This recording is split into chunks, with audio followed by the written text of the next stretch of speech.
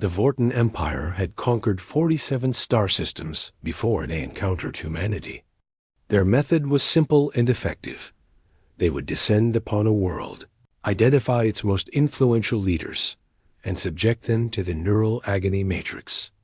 The device sent waves of unbearable pain through the nervous system of any living creature, breaking even the strongest wills within minutes. Once the leaders surrendered, the rest of the population would follow. It had never failed. Marcus Webb was not a leader. He was a cargo hauler from the human colony on Proxima Station, a man who spent his days moving containers in the docking bay and his nights trying to sleep through the constant ache that had plagued him for the better part of a decade. The injury had happened during a loading accident years ago, and despite every medical intervention available, his lower back remained a source of persistent discomfort. He had learned to live with it, the way one learns to live with tinnitus or a scar that never quite fades. When the Vorten fleet arrived at Proxima Station, Marcus was in Bay 7, logging inventory. The attack came without warning. The station's defenses lasted all of 18 minutes before the boarding parties began cutting through airlocks. Marcus barely made it to an escape pod before the gravity plating failed in his section. He woke up in a cell that smelled of ozone and something sour. The walls hummed with an energy he could feel in his teeth. 3 Vortens stood outside the transparent barrier, their elongated frames covered in segmented armor that gleamed under the harsh lighting. They were tall, nearly 8 feet, with faces that seemed perpetually fixed in expressions of disdain. The first interrogation began within the hour. They dragged him to a circular chamber where the neural agony matrix waited, a crown of black metal that descended from the ceiling on mechanical arms. A Vorten commander named Kelrith approached him with what might have been confidence or perhaps boredom. "You will tell us the locations of your military installations," Kelrith said through a translation device that turned his clicking speech into flat, emotionless words. Marcus blinked at him. "I move boxes for a living." Kelrith gestured, and 2 guards forced Marcus into a chair beneath the device. The crown descended onto his head, cold metal touching his temples. He felt a moment of fear, his heart racing, and then the device activated. Pain flooded through him. It was sharp and electric, racing along his spine like lightning through a wire. It was intense and immediate and thoroughly unpleasant.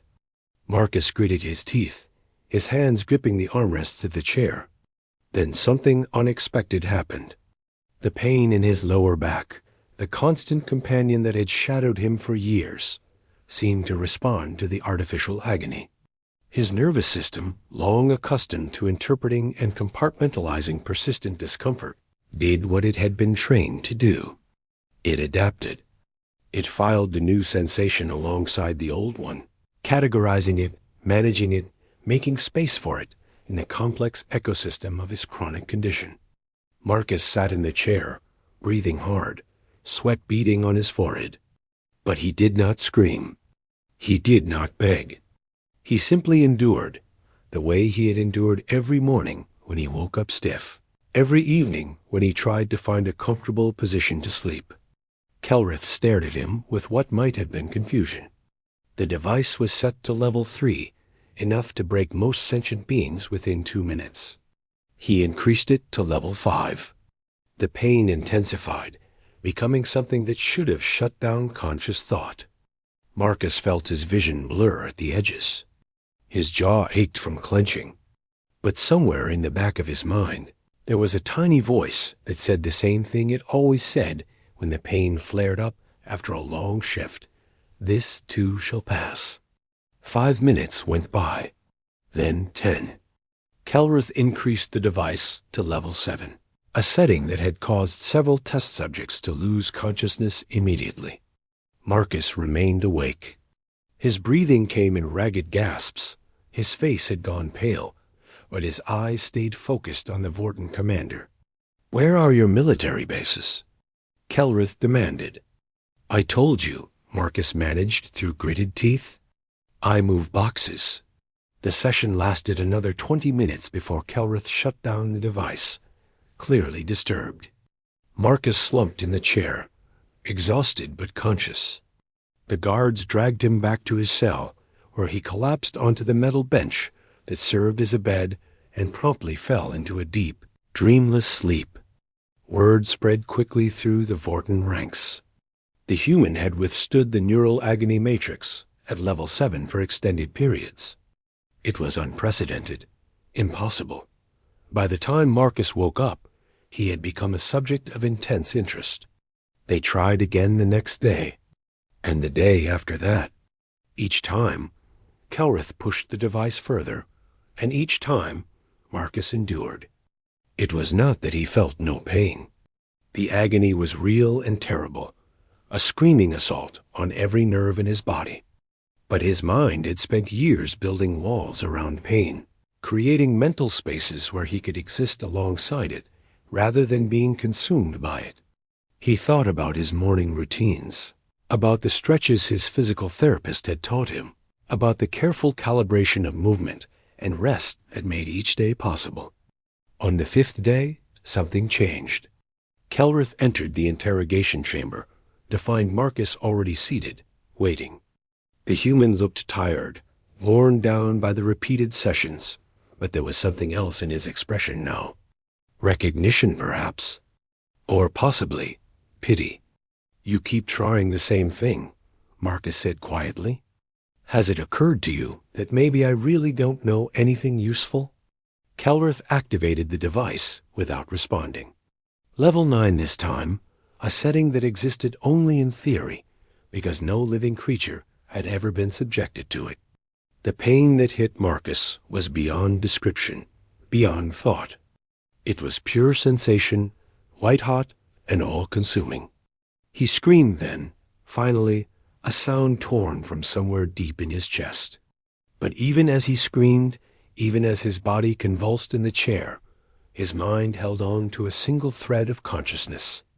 The pain would end. It always ended. He just had to outlast it. When Kelrith finally shut down the device 30 minutes later, Marcus was barely conscious, drool running down his chin, his muscles twitching with aftershocks. But he had not broken. He had not given them anything because there was nothing to give. The story of Marcus Webb spread beyond the interrogation facility, beyond Proxima Station, into the wider Vorten Empire. A human who could not be broken. A creature who faced the neural agony matrix and remained defiant. The psychological impact was devastating. The Vortens had built their empire on the foundation of inevitable surrender. Their entire military doctrine assumed that sufficient pain would always lead to compliance. Marcus had shattered that assumption simply by refusing to break. He had not defeated them with superior technology or tactical brilliance. He had defeated them by being too stubborn, too worn down by years of his own suffering, to be impressed by theirs. The interrogation stopped after the 11th session. Kelrith no longer came to the cell. Instead, Marcus was moved to different quarters, ones with an actual mattress and proper food. No one spoke to him, but he could see the way the Vorten guards looked at him now. There was fear there, and uncertainty. 3 weeks after his capture, Marcus was released. The Vortens loaded him onto a transport ship and sent him back to human space without explanation. He learned later that Proxima Station had been abandoned by the Vorten occupation force 2 days after his release. The entire fleet had withdrawn from human territory. The psychological reports that circulated through Vorten Command told a simple story. If one random human, a cargo hauler with no military training, could resist the neural agony matrix indefinitely, what would trained human soldiers be capable of? What if all humans possessed this inexplicable tolerance for suffering? The uncertainty was unbearable. The Vortens had lost their primary weapon, not through any act of war, but through the simple existence of a man who had learned to live with pain. Marcus returned to Proxima Station when the colony was re-established. He went back to work in the docking bays, moving containers and logging inventory. His back still hurt every morning. He still had to be careful about how he lifted and turned and bent. But now, when the pain flared up, he sometimes smiled. He had become legend throughout the galaxy. The human who broke an empire by refusing to break himself. Ships would occasionally detour to Proxima Station, just so their crews could catch a glimpse of him. Reporters requested interviews that he politely declined. Military officials wanted to study him, to understand his methods. But there was no method. There was only endurance, the slow and patient acceptance of discomfort that came from having no other choice. Marcus Webb had spent years learning to function despite pain, and that education had made him, quite accidentally, into the most feared human in known space. The Vorten Empire never recovered its momentum. They still controlled their 47 star systems, but they no longer expanded. They had learned a terrible lesson about humanity, that suffering could become strength, that pain could be transformed into defiance, and that some creatures could not be conquered because they had already conquered themselves. And in Bay 7 of Proxima Station, Marcus Webb logged his inventory and wondered if he had any painkillers left at home.